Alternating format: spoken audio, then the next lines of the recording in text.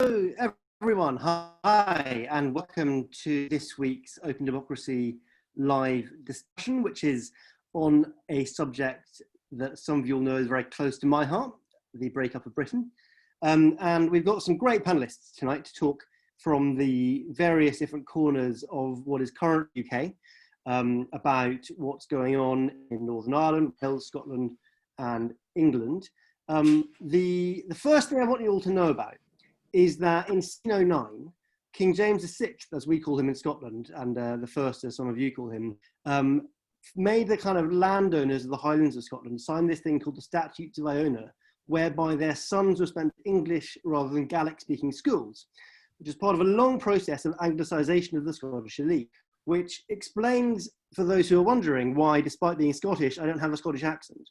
And it's a long way of saying I'm a bit posh, but I am actually Scottish. And I'm going to talk about Scotland myself, which doing from the chair is, you know, I'm afraid going to be difficult because, as you can already tell, I have a slight propensity to ramble. But fortunately, you've got three other great speakers to enjoy as well. I'm not going to talk much more right now.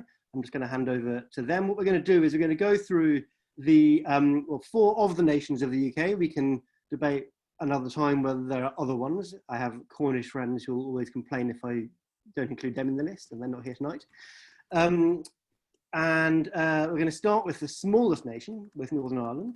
We're going to hear from Allison Morris. Now, I asked a few of my contacts in Northern Ireland, you know, who the best person to get to come along and talk tonight was, and there was a pretty strong consensus that the answer was Allison, who's a great reporter for the Irish News, which is a leading newspaper in Northern Ireland, and who has a column there in which she writes regularly and is also their security correspondent, and can tell you lots more about herself tonight. So Alison, take us away.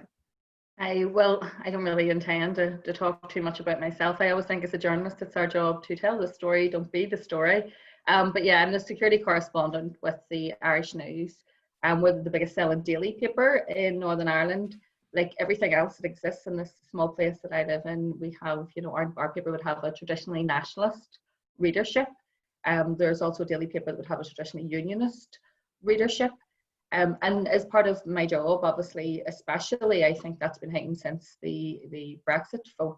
We've been talking quite a lot again. I mean, we had a conflict here that was based on an argument over our constitutional position within should we be part of Ireland or remain part of the UK. That, I think, after the Good Friday Agreement was a conversation that as years went on, young people became less and less interested in. They were more interested in where they were going to economically be better off, where they had the brightest future. And then we had Brexit. And then since we've known that come January that things here are going to change dramatically and we're probably heading towards quite a brutal Brexit, when coronavirus came along, at first you wouldn't have thought a health pandemic would have raise questions about your constitutional issue, but immediately we had to look at where we were in terms of an island and how people could be best protected. It is just the natural order of things that we have an assembly which is a mandatory coalition, you know, a very unusual setup which involves two main parties in Sinn Féin and the DUP, one staunchly unionist, one staunchly nationalist, one in favour of remaining in the UK and the other in favour of United Ireland. And they have to form a government together as part of this system. That can prove quite difficult, and so we had no government for 3 years following a crisis that collapsed that assembly. And in January, after a very lengthy period of negotiations, it came back on board with the New Decade New Approach deal, which contained a sort of aspirational wish list of wonderful things that's going to happen to make this place better. Nobody could have foreseen what was going to come very quickly after that. Nobody could have foreseen that we were heading straight into a pandemic.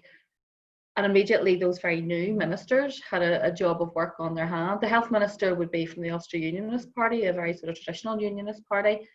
But immediately we started discussing whether or not our coronavirus, the tactics that we took in relation to trying to stem the flow and save as many lives as possible should take place on an all-island approach, and that we should align ourselves in terms of our approach with what was happening in the Republic and in the south of Ireland, or take our lead from Westminster. And I thought it was interesting that this didn't just become a debate in Northern Ireland. We immediately seen the four regions start to sort of separate away in terms of when it came to the coronavirus, Boris Johnson basically was only the leader of England. You know, we had people saying, we will not be following the lead of Westminster. At the start, that was a bit shaky here. There was a bit of a debate over when the schools should close, with, you know, unionists saying, let's wait and see what the Prime Minister's saying.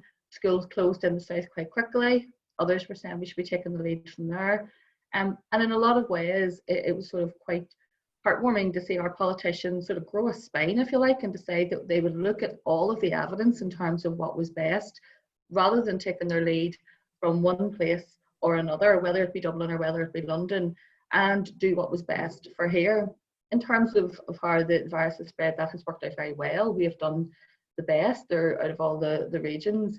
At this point, officially, through deaths in hospitals, there's still less than 600 people. If you check in the account deaths where it was mentioned on the death certificate, you're probably looking closer to 800, 900 people, but still very, very, very low. And I think that the strength of that was the strength that we were an island and took an all-island approach to that. And that's interesting, because as we start to move and start to come out of that, we're looking at that in terms of other issues. You know, can we strengthen ourselves and strengthen ourselves as a region while looking at ourselves more in total, as in a landmass surrounded in water, which helps us when it comes to crisis such as this, albeit one that is attached to Westminster. And when it came to things like the furlough scheme, when it came to issues as grants for small businesses, there was comparisons being made between where would we have been better off in terms of that. And there are all debates that rage, but I do think that given the fact that we're now already speaking about whether there will be a referendum on unity in the next 5 or 10 years, something which I can tell you, you know, if you'd have asked me these questions 5 years ago, I would say we wouldn't even have a referendum in my lifetime, that it would be in my children's lifetime. Whereas now I am fairly certain that we will have a referendum here, if not in the next 5 years, certainly in the next 7 or 8 years. That was all brought to a head, first of all, by Brexit. And then what's happened since then, well, there's just sort of unpicking of the apron strings in relation to standing on your own 2 feet and how that we can defend and look after and sustain ourselves as a region. Economically, we know alone that's not viable, that we would have to be attached either to the south or to the rest of the UK. But in terms of the sort of, I suppose, maturity of our politicians, you can see that those debates weren't as straightforward as they would have been. Where at one time, there's issues such as the track and trace app, for instance, something quite simple, but think about that. There's people who live in this island who work on one side of the border to another. And I know when I say a border, people think about when they go on holiday and they cross through a checkpoint. That is not what our border looks like. Our border is completely invisible. There's people whose farms and houses straddle that border. You know, their kitchen could be in the south and their living room in the north. And they pass back and forward. People go to school on one side, work on the other side, all sorts of things. So that app, in order to trace people with coronavirus, had to work in 2 jurisdictions. And that was quite unique. When you think about how that even worked in sharing information in 2 jurisdictions, at one time that would have been hugely controversial, but it wasn't at all. It was quite simply passed, and it was quite simply understood that the technology would be able to work in both sides of the border. I think that has been very interesting to watch in relation to travel as well. So the Republic have published a green list. They left Britain off the green list. We still can travel back and forward across the border, but if you want to fly to Dublin from London or Manchester, you will be asked to quarantine for 14 days. Again, that is controversial in that it's some have said it's a breach of the common travel area and that it shouldn't have been applied. That doesn't exist in the north. So obviously you can travel freely from Northern Ireland to anywhere else, be it in England, Scotland or Wales, with no issues and without a quarantine. But again, we had Sinn Féin saying, well, we should follow the southern model. If they're restricting people coming in to restrict cases of coronavirus, why aren't we doing the same? And then you've seen them in the DUP button heads, where they said no, because that, to them, I think it's like the sea border. That is somehow, even psychologically, an admission that we are a completely different place apart. Therefore, that anyone, it would be unthinkable. Although I know that so many businesses and everything else have all tried to restrict their travel, and essential workers would have been exempt for that list. And we did joke that the only people who are really using the Belfast to London routes at this stage are DUP MPs going back and forward the vote in Westminster. Apart from that, I'm not sure who else is on those flights right now. But again, these were things that I think you would have seen more of a row in the past. what has also fascinated me was how easily the coronavirus legislation was passed through the Assembly, because that legislation is security correspondent. You know, it would put the hairs on the back of your neck would stand on edge. It is draconian. There's no other way to describe it. It restricts so many of our personal freedoms, of our human rights, of all sorts of other things. And, you know, I thought at the time, and I know that we were in exceptional circumstances, you know, for a party like Sinn Féin, you know, an anti-establishment party like Sinn Féin, who passed that without question, any element of it, I thought again was quite interesting, and something that we will definitely be coming back to look at in the future, because that legislation has put things in place which could be used in vexatious terms for other issues which have nothing to do with coronavirus, you know, assembly of people, you know, public protests, all sorts of other things. And when we have to always remember that, you know, when governments get these laws, they use an exceptional circumstance to have these laws implemented. But do they often? We have told this will disappear, the sunset clause after 2 years. As a security reporter, I will be watching very closely to make sure that all aspects of that bill disappear at that stage, and that there isn't a scramble around that time to try and retain some aspects of it. So it has been interesting to watch how politicians who are expected to behave in one way have behaved quite differently when it has came to the pandemic. It's something that obviously was very unusual. It's something that, you know, we've never had in any of our lifetimes, and but as things have moved on, it's probably something we're very likely to have again in the future, and whether they will handle it the same way or not. But it has definitely started a debate about an all-island health response, and I think that's a very different conversation than having a conversation about, do I feel Irish or do I feel British? I think that they're two very different things. Thank you, Alison. Thank you. I always feel like you know, constitutional politics gets interesting when it gets down into people's real lives. I realised that when I was introducing everyone, I forgot to do some basic housekeeping. So I'm going to come back to that now. The first thing to say is that this event is hosted by Open Democracy. For those of you who don't know us, we exist to challenge power and inspire change. And I've been having a lot of fun this week because my colleague Peter Gagan has launched his new book, and so we've been all over the media. So I hope you've seen some of that. And if you have questions for Alison about Ireland or for any of the rest of us, then please do type them in the chat box if you're on Zoom. If you are watching on Facebook, then you can add your input below, and that'll be fed back to me through our magic back channels. I hope that all makes sense. Do join in the chat on the Zoom if you're here. Next up, we have got Harriet Protheroe-Soltani, who is a trade union activist in Wales, and who's written very eloquently about the emerging debate about, and the growing debate about Welsh independence. And Harriet, if you could tell us your thoughts now, that would be great.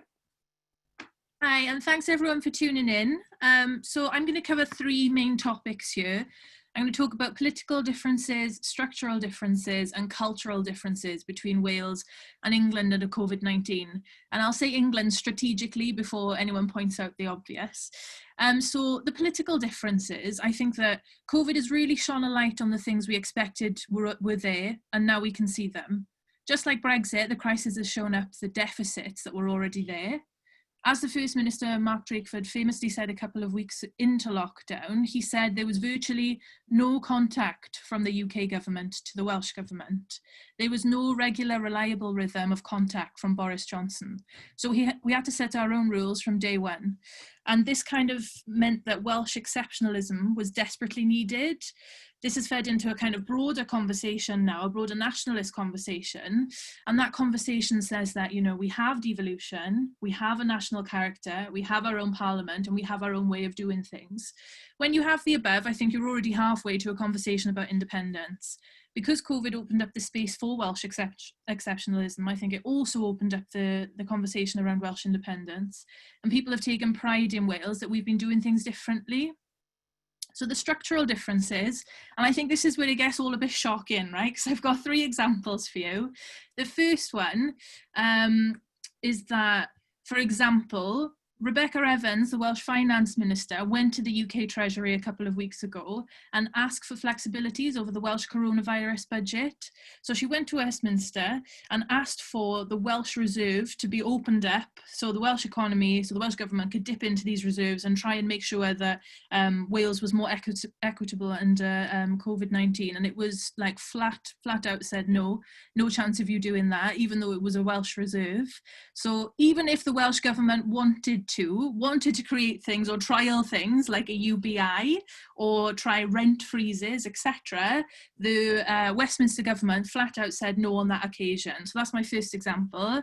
My second example, I found this one on Twitter and I couldn't believe it when I saw it, but it was about the bids for PPE. So initially the Welsh government had put a bid in for PPE, and the Westminster government had come in and outbid the Welsh government, stripping the PPE, thousands of pieces of PPE that were meant to be going to Wales back into England. And here I think we can see a direct challenge to, well, human life because of the devolved settlement. Like, let's be real about this. The effects of that decision would have meant deaths in Wales. So that's a controversial one. The third point I wanted to bring up was on trade matters after Brexit. So recently, Westminster removed the ability for devolved parliaments to have any say over trade in the trade bill that just went through Parliament. Same in Scotland. So the amendment was put that Wales and Scotland would need to give consent to any changes on trade regulations that affected the devolved areas. And to me, this is pure evidence of the four nations now being treated, not being treated equally and with respect, because they've just been blocked at the first instance, the matters that affect devolved governments, and not given any consent over those matters. So those are the four kind of structural examples. And now I'm going to talk about more cultural differences. So, for example, in West Wales and more rural parts of Wales, there was a real fear felt by the influx of second home English residents coming into Western rural Wales. There was a kind of a fear about the virus being brought from London, example, into rural Wales, and rural Wales not being able to cope with the cuts to hospitals that we've seen over the last 10 years of austerity. And it's a cautious narrative because it's a migration narrative. So I'm just going to preface, we need to be cautious about that, but it does exist. And I can give you a really funny example where some of my anarchist friends in Lampeter were asked by local villagers, an old lady came up to one of my friends and asked him if he could build a barricade in the street to stop people coming in to Lampeter. That's how scared people were. I thought that was hysterical. And I think culturally this is probably more of a hot take and more of a controversial point. I think there is a wider conversation about the arrogance of English elites. So for example, Dominic Cummings travelling to Barnett Castle. For all my annoyance of the Welsh government, I'd find it very hard to believe that a Welsh minister would have done that. And I think this ties into a conversation about English classism from the elites at the top of the government. In Wales, obviously, there are class interests. It's a capitalist society. It would be daft to say not. But we don't have Etonians running the government. We have West Walian farmers running the government. And I think that can be quite a stark difference culturally between the two nations. So what does this mean for independence? So yes, Cymru's membership has tripled from a number of about 2,000 to 6,000 under COVID. They gained 1,000 members after the Dominic Cummings Barnett Castle event. The independence in Wales is growing exponentially, and friends are coming to me to talk about independence who've never been interested in this kind of stuff before. I think this will escalate dramatically because of Brexit. I think Brexit will be the final shot in the union, to be honest. All this said, I think Wales is a different place when it comes to this conversation. There's always comparisons between Wales and Scotland and like the nationalisms of those two countries, and we are definitely in a different place. I think, interestingly, Welsh Labour is much better than Scottish Labour about talking about independence. The First Minister, Mark Drakeford, said last year that he's ambivalent towards the union. So the union isn't as sacrosanct as we would normally hear from Labour Party politicians elsewhere in the country.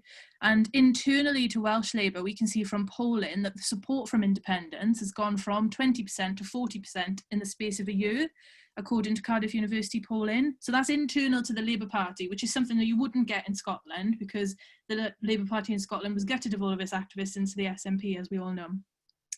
But we can see The press in Wales as well is directly covering the conversation more. And I think this can be an interesting barometer usually, especially being that in Wales, most of the press that's read is British press. We have very, very little Welsh press here. So the fact that this conversation is being picked up, I think is huge.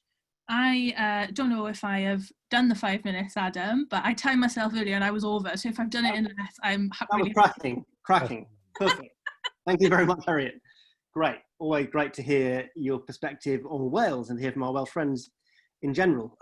As an aside, as someone who writes about this stuff often, it's great to hear you mention Mark Drayford's name, because one of my top quiz questions for Westminster journalists when they claim to know anything about politics in the UK is, so what's the name of the First Minister of Wales?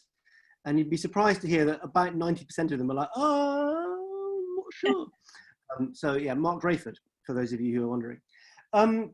So I'm going to also talk about three quick things, as is kind of the tradition in these things, to do with Scotland. The first I want to quickly chat about is the replacement of traditional unionism by what I would call Anglo-British nationalism, and how that's been a trend that we've seen emerging among those who want to keep the UK together for a few years.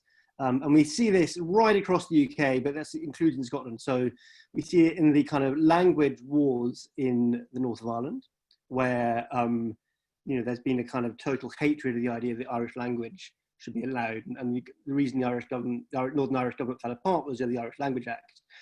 We've seen a similar trend in Scotland, where historically, 20 years ago, support for Gaelic, for Scots Gaelic, was kind of widely seen across the board. And Scottish Tories could happily get behind investment in Scottish Gaelic and so on. Whereas now, they hate it.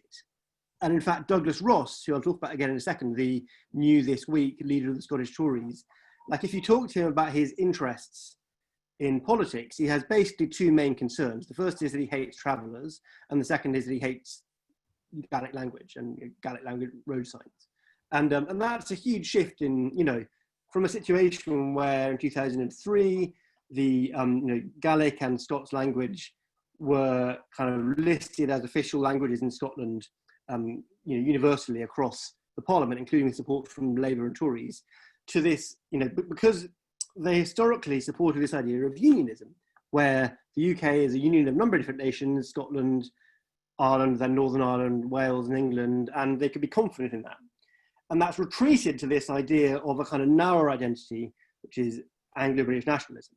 And for me, the rise of Boris Johnson replacing Theresa May was the point that that kind of very Anglo-British nationalist, essentially fuck the rest of you, attitude to identity emerged from in the leadership of the Tory party. Whereas Theresa May at least pretended to listen and pretended to try and negotiate across the nations, there was no sense of that from Boris Johnson. And you see that very particularly with the appointment of Douglas Ross, where essentially it's very clear that Boris Johnson sacked the leader of the Scottish Conservative Party and appointed his preferred candidate. And that's a big shift in the attitude of the Tories, where they're picking a culture war over the idea of Scottishness rather than accommodating it. I think the same is true with Wales, and we'll see similar things with Northern Ireland soon. And the second thing that's happened that's very important is the end of the Corbyn project. That the rise of support for independence in Scotland followed the election of the SNP rather than preceding it. The SNP were elected because Labour in Scotland collapsed in the decade before last now, and Labourism, which was the force holding together a lot of the UK after World War II. The UK was invented in World War II. Before then, it was an empire. It became essentially a nation state through the war, and it was the welfare state which held together a huge amount of it. And so Labourism was, in a sense, one of the key forces holding the UK together. And for a lot of the sort of activists who were involved in driving the yes vote up in 2014, they then went and joined the Labour Party, or at least went to support the Labour Party, and became ambivalent about independence. And what's happened in the last few months is that those people have gone, well, that's over. The Labour Party is no longer, a kind of passionate, committed social democratic party in that way. It's moved to the centre. And so now the path away from neoliberalism lies to Scottish independence. And then the third thing that's been very significant, and why we're here today, is the pandemic, obviously. And I think what the pandemic has done, and both Alison and Harry have touched on this already, but is highlighted quite how much the British state is utterly incapable of protecting the lives of ordinary people.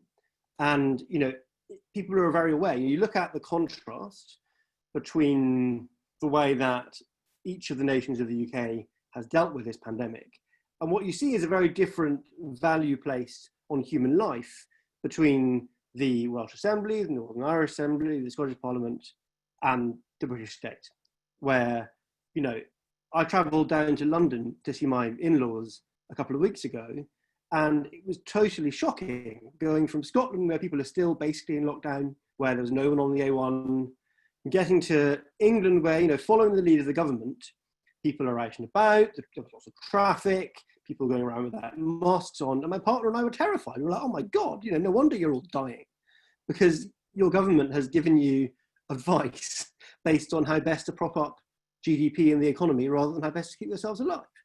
And that isn't, just about the kind of current politicians in charge. That is representative of our experience of watching the British state when we have a comparator state in the Scottish Parliament, which, yes, it makes mistakes. Yes, they get lots of things wrong, but they at least give the impression of caring if we live or die.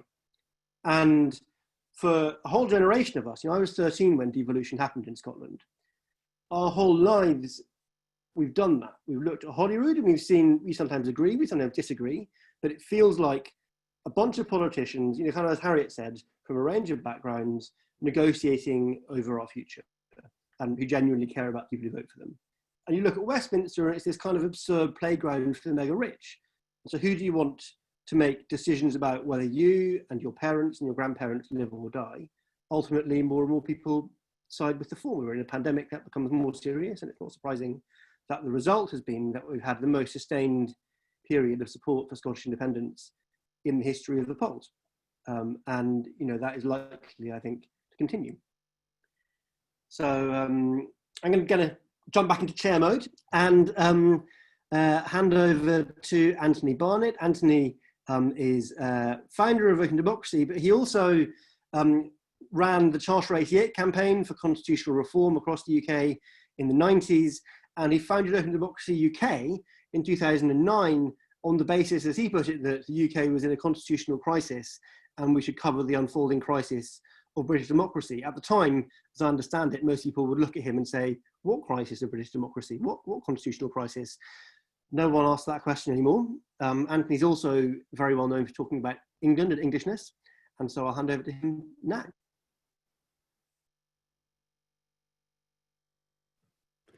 Thank you very much, Adam, and hello everybody. Thank you for this is a great conversation. Like Adam, I'm used to rabbiting on at great length, so I'll try and keep it very short. I think my immediate response to what Adam has just said is that the Westminster state still treats us as natives, whereas what you have in a different way in Northern Ireland, but in Wales and in Scotland, is you have governments that treat their fellow citizens as citizens. And that is an enormous psychological difference. And that there's a way in which the government wanted to treat the pandemic here as a colonial government, dealing with the sort of issue of a plague or malaria among the native population. And well, you get a few deaths, etc.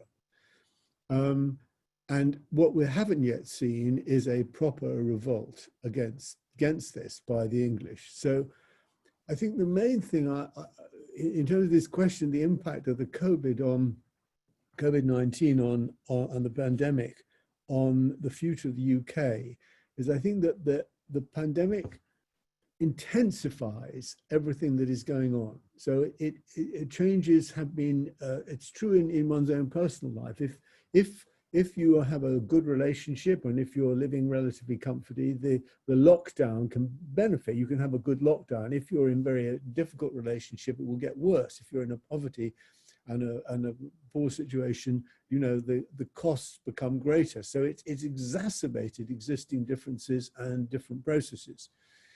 And I think this is kind of true across the board. So you've seen both an intensification of what you might call the shift, the movements towards independence which we've just heard described about. But you've also had, in terms of what Adam calls Anglo-Britain, an intensification of a determination to try to keep the union together. I am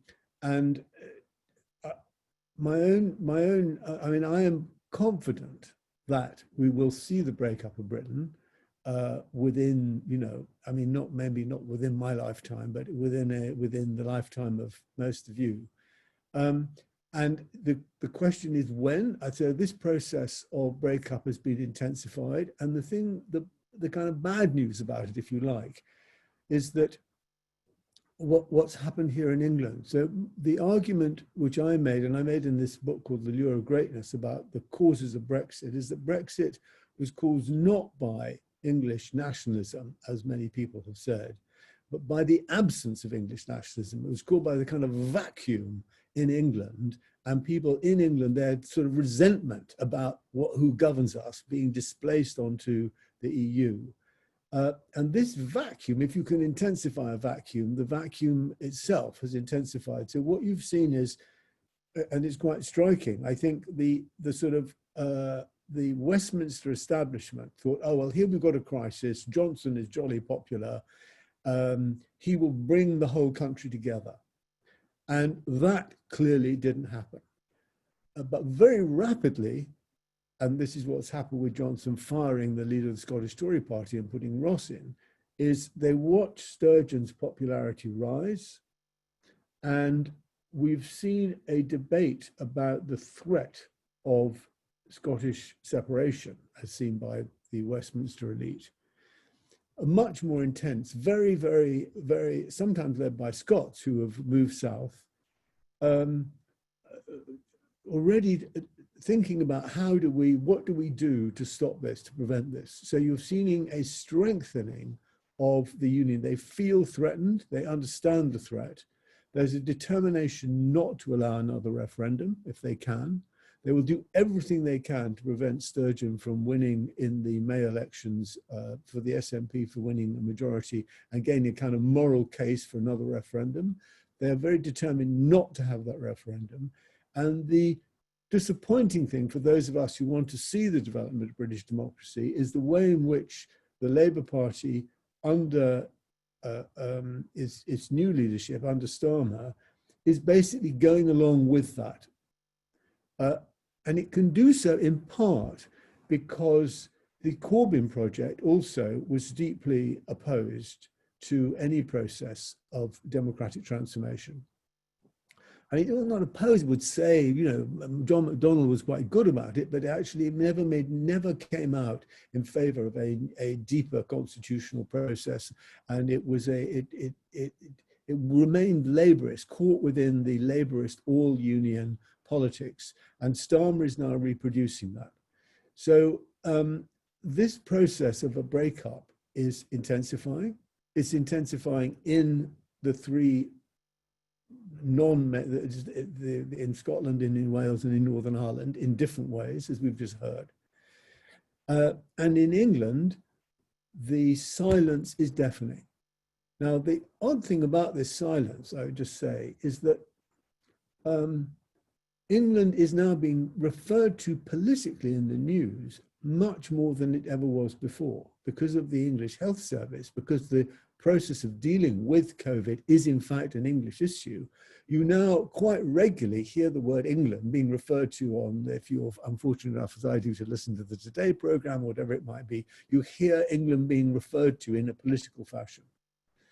But this hasn't generated a sense of people in any party, including, unfortunately, the Greens, who are closest, would have thought close to it, to saying, okay, well, we want an English voice, we want an English political process to be able to deal with this. It's still a deep reluctance among the English to accept the fact that we should become a normal country and embrace our Englishness and be English, and that's the way forward for us.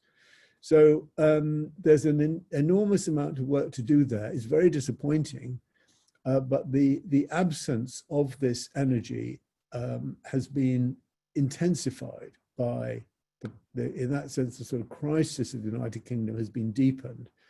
And what it has meant is that there isn't the culture of Britishness. There's an attempt to generate this culture and calls for a new narrative, but they're falling on kind of deaf ears, because the only possibility of a new narrative is one which says, well, all four entities must be able to renew our relationship.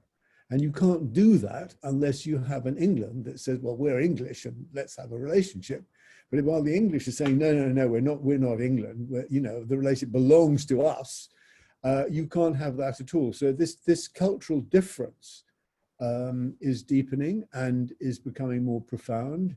And those of us who've been banging our heads about this are still going to do so. It's very difficult to bang your head against the vacuum.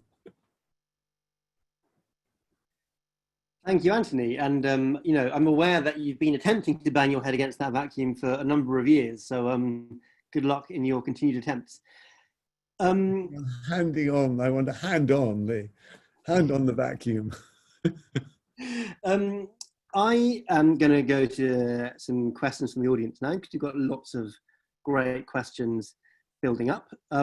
So I'm going to kind of eschew my opportunity to grill you all myself, despite my temptations. We've had lots of questions both beforehand, and also I can see the chat box buzzing. If you have any questions and you're watching on Zoom, then please do enter them into the chat box. And if you're watching on Facebook, then in the comment below the live feed. So lots of questions refer to Scotland in particular. I'm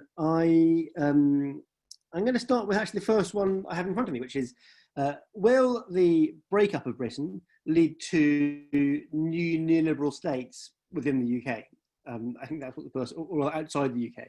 So what will the states of Ireland and Wales and Scotland and England look like? And will they be neoliberal? Is the question that Michael Mohadeo asks, if I understand it well. And I'm going to start there with Harriet. What do you think about that? Well, not if I can help it. I am a member of the Labour Party here in Wales, and I'm a member of a group called Labour for an Independent Wales. And we are focused on having the conversation around a socialist independent state.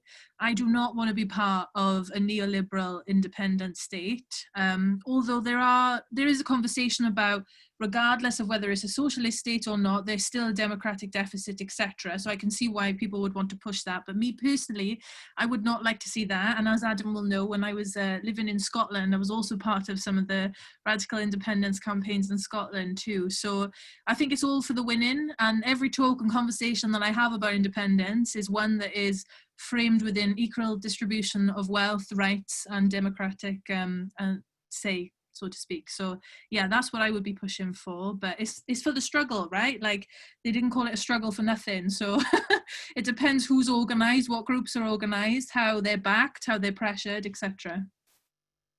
Could I ask Harriet, could I just interrupt 1 second? Because I mean, it's a very good question, but Harriet, when you say that I'm great to hear you're a member of Labour Independent for Wales. When you say that to your comrades and friends in England, in Momentum and elsewhere, how do they respond to that? I've had this conversation yet, Anthony, so that's a controversial one. But to be honest, in the conversations I've been having very recently, there is an acceptance of people being able to have a say over their future and their destiny. So I think when I'm speaking to English comrades, there is that fundamental acceptance. The more higher one, which Adam will have heard a million times in Scotland, is don't leave us, comrade. So yeah. And Alison, obviously, this is an interesting question in the Irish context, because it's not, the Irish state is not exactly seen, as necessarily a progressive state economically. While we might praise the kind of changes culturally since the collapse of the Irish Catholic Church over the last decade or so, you wouldn't exactly list Ireland and its government as on the left of Europe at the moment? Well, no, they have huge, American multinationals working there and paying less tax than I pay a year. Do you know what I mean? To be there. So, clearly not. Look, listen, it's a different question when you come to talking about Northern Ireland, because the struggle for independence is as long as the formation of the state itself, which will be 100 years in 2 years' time. And it was a very different question at the beginning. So if you go back to the songs and the Republican struggle, it was a nation once again. It was a socialist republic. That changed quite dramatically, and what it became, I think, when we have those conversations after Brexit, is it becomes an economic one, and where will we be better? So will we be better as part of a European Union, or will we be better dragged out of it? We voted to remain. We're being dragged against our will. And what has happened, and I think that what has happened, especially within unionism, and there'll be a very interesting debate to watch as things go forward, is they backed Brexit. I have yet to understand why, because it is the biggest threat to the union that you could possibly imagine, and yet they campaigned and voted for it. There was obviously an idea at some stage, as I suppose Anthony said, that there was this vacuum and people thought that this was a regaining of sovereignty. This was wrapping yourself in a flag. This was being as British as possible. And the reality of it was that once you started taking away those links with Europe, and once you tried to start standing on your own, you became much more vulnerable to sort of sways and changes around the world than we have now. To rely on America for your trade deal and for your future trade, I think has proved to be a very risky strategy. The DUP will have to own that. So unionists in Northern Ireland will have to own that decision. And what we have seen is that they helped and conspired to have Theresa May removed from her post and have Boris Johnson put in place. And again, if I lived to be 150, I will never understand that decision, because Theresa May was a unionist to her backbone. She wanted the union to be protected, to be retained. Boris Johnson is at very best an English nationalist. I don't think he particularly cares. He made lots of promises to DUP, which he immediately broke. And not only broke, we know that we are getting different regulatory alliance conditions here in Northern Ireland under the proposed Brexit deal, which is now being called the Boris betrayal. There will be, to all purposes, a sea border. There will be checks on items coming from Britain to within Northern Ireland. That means that we are now more economically aligned with the South than we are with anywhere else. That causes all sorts of problems for unionism, and yet this was what unionists voted for. It wasn't what nationalists voted for. They didn't vote to see this happen. But I mean, I suppose if someone had a crystal ball and realised the chaos that was going to cause within the union, they may well have backed Brexit enthusiastically. There's a problem, I think, that when we've watched, especially through coronavirus, when I said about how the South had said that Britain was not on their green list, so you can't travel into the South. And that again is very unfair for people living in Scotland and Wales, who have made a massive strides to get the virus under control. What they really mean is people who live in this island are at risk of people coming from England. Let's be honest, that's where we are all at risk from. It's the people from England, because there's been a lack of government control in relation to the control of the virus. And the numbers, when you look at the daily dashboard figures of deaths, are astronomical. And you have to remember that every one of those is not a statistic. They are a person who someone loved. And there's now, I think it's over 46,000 people have died. And I think for Boris Johnson, that's a big, big problem. He may not see it now, but I agree with what Harriet said. People were being mainly compliant, and I think that they were being mainly going, well, I'm being dragged into this. I don't particularly like it, but I will abide by it. And then we could see that when Dominic Cummings went on his road trip, and we had various other close members of the cabinet were sneaking off to have, liaisons with female friends and all sorts of other things, while, we grannies were locked in their house, with no contact with anyone. You could see the anger building in that. And I think that was the day that we decided that because Dominic Cummings didn't want to stay at home, that it would be change the message from stay at home to stay alert. And Nicola Sturgeon basically went, ways up to yourselves, we're not having any of this. Do you think we're thick?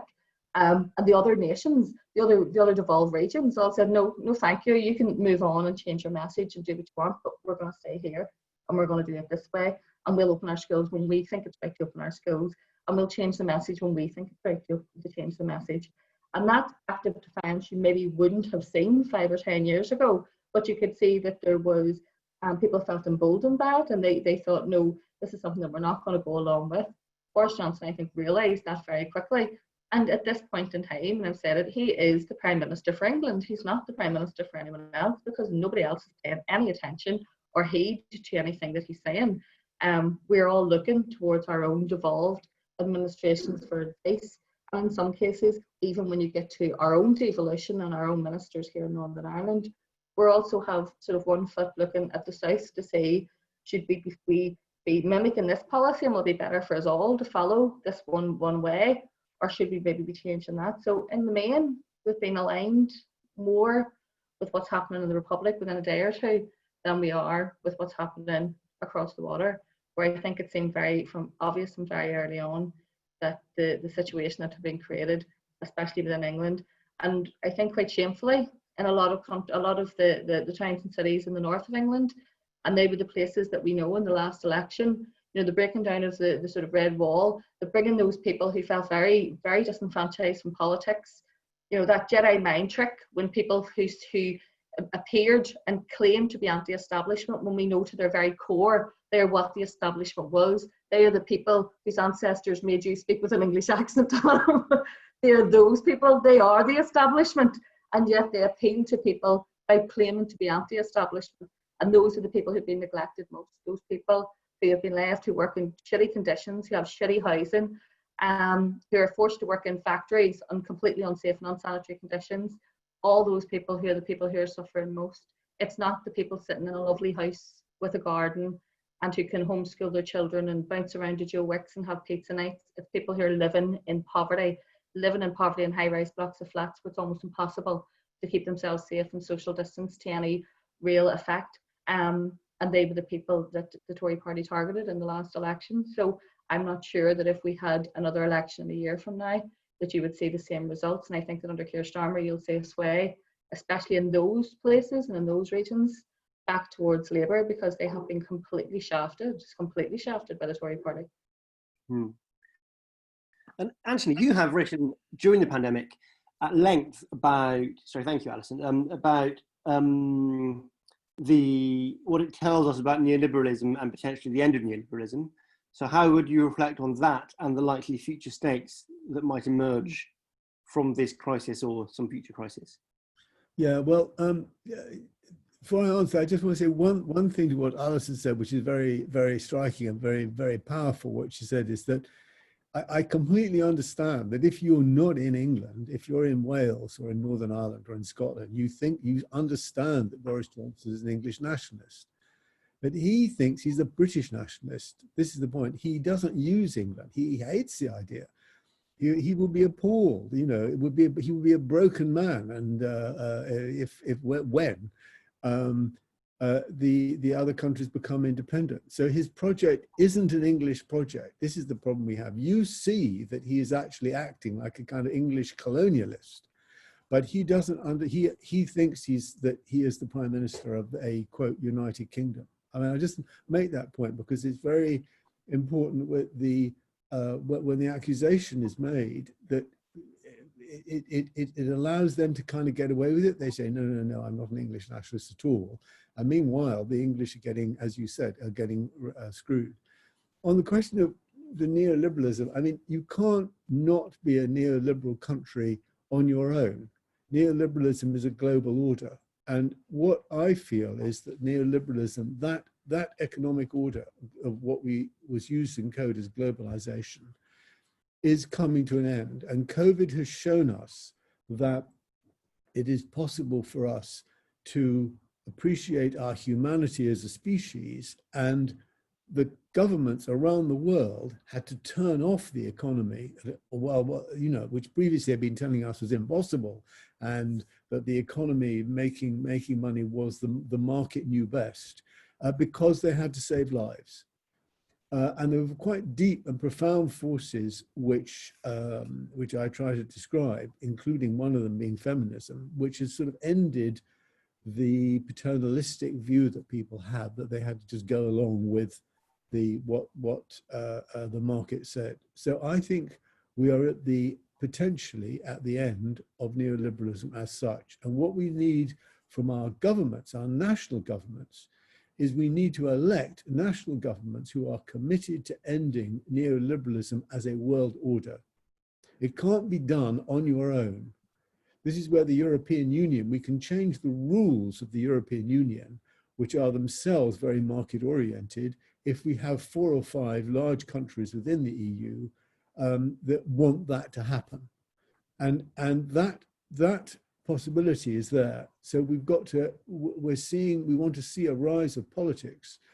And I think that this process, the process of the independence process that's taking place in the UK, is one of the ways in which we're going to roll back neoliberalism. So I could put it this way, in a sentence, to ask this very good question, which is neoliberalism, the heart of neoliberalism is that the market knows best and we have to accept it's fatalism. It's saying, that's it, there's nothing you can do about it, there is no alternative. And COVID and the response to COVID, the shutting down of the economy, has demonstrated, yes, there is an alternative. We can put humanity first. And that involves re-politicizing politics, re-democratizing politics. And if we do that, we can show neoliberalism the door, but we can only do that on an international scale.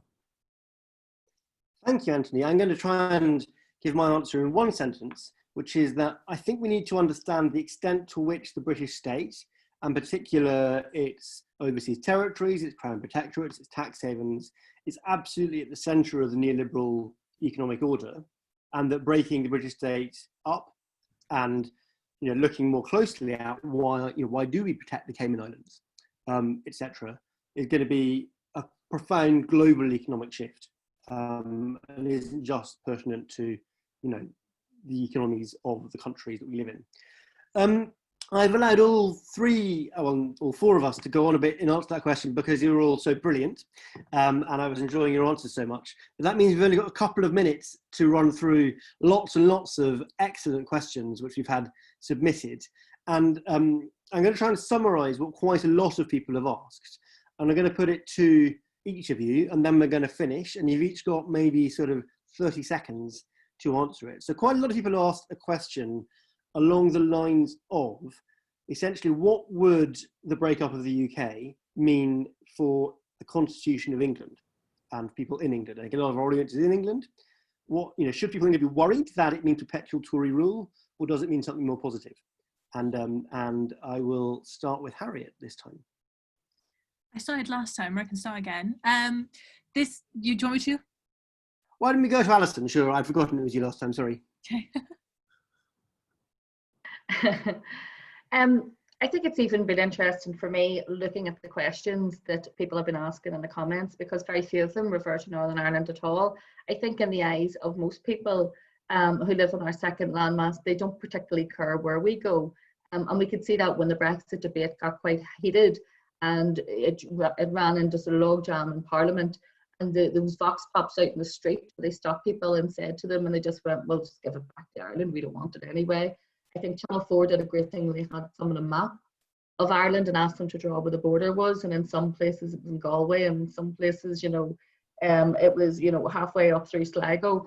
And there's a lack of understanding there. And I don't think that they particularly care, but they don't obviously realise that the history of our island means that any change to our constitution could quite quickly lead to violence. And that is something that we try and avoid. We've had cycles of violence that have run through hundreds of years. And it's best avoiding that.